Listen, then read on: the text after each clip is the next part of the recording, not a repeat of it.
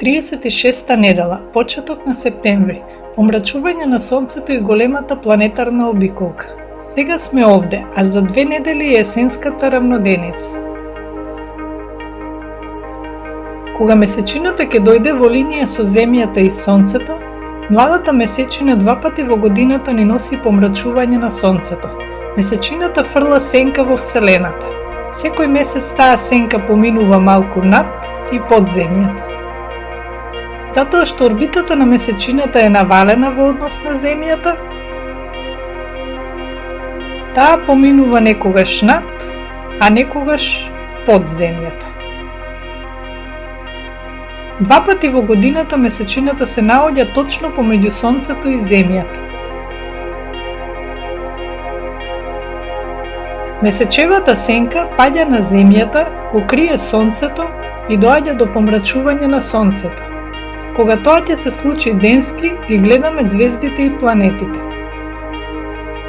За да месечевата сенка падне на Земјата, таа мора да биде точно помеѓу Земјата и Сонцето.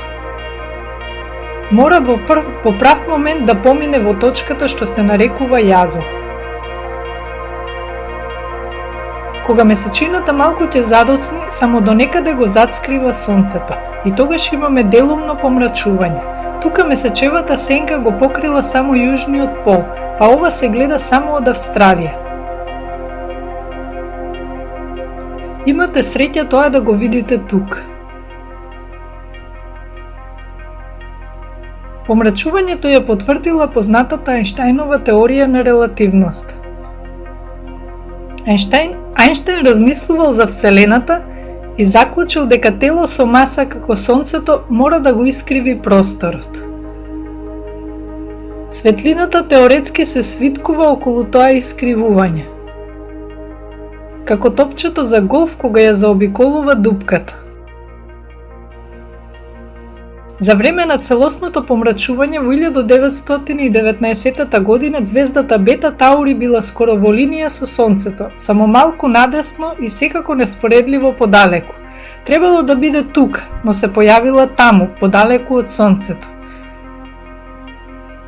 Светлината која доаѓа од звездите поминала блиску до Сонцето и сончевата маса ја искривила линијата на светлината. Ние ја гледаме ѕвездата десно, а всушност е лево, поблиску до Сонцето. Сончевата огромна маса навистина ја искривила светлината.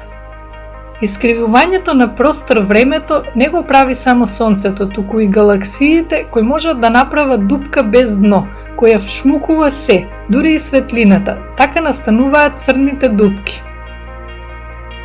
Месечината кружи околу Земјата по малку навалена орбита.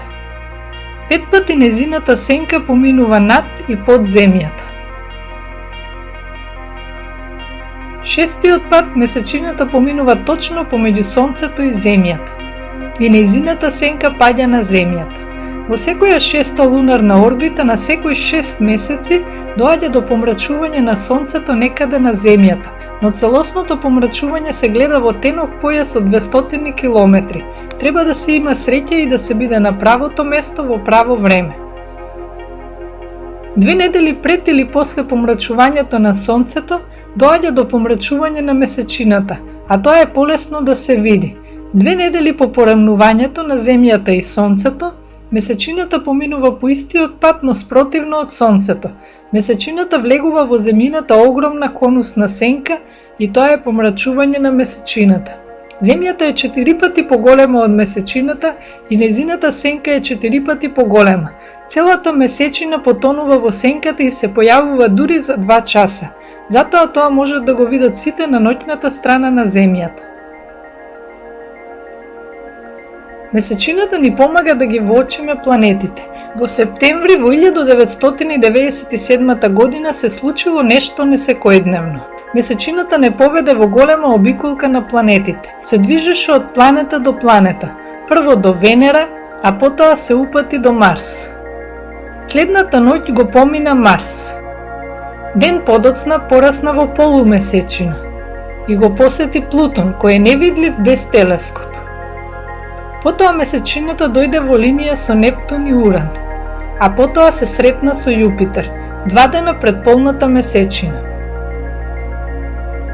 Месечината за 10 денови ја помина третина од орбитата околу Земјата. Посматрајќи ја месечината, можете да ги видите и планетите. Тие се во ист правец, но илјадници пати подалеку. Венера, Марс, Плутон, Нептун, Уран, Јупитер и 4 денови подоцна Сатурн.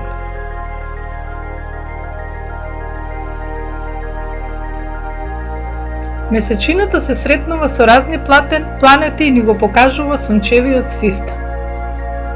Почнува со Венера.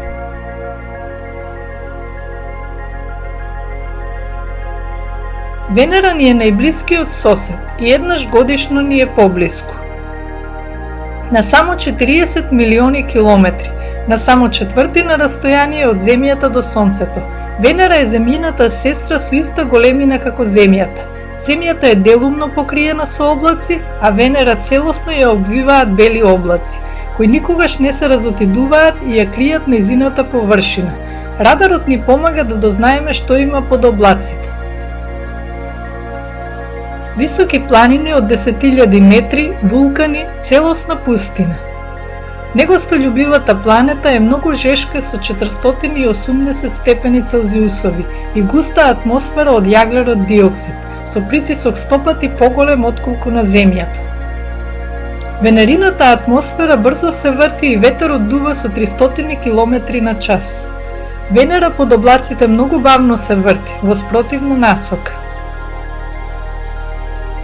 Месечината сега продолжува понатаму од Венера на кај Марс.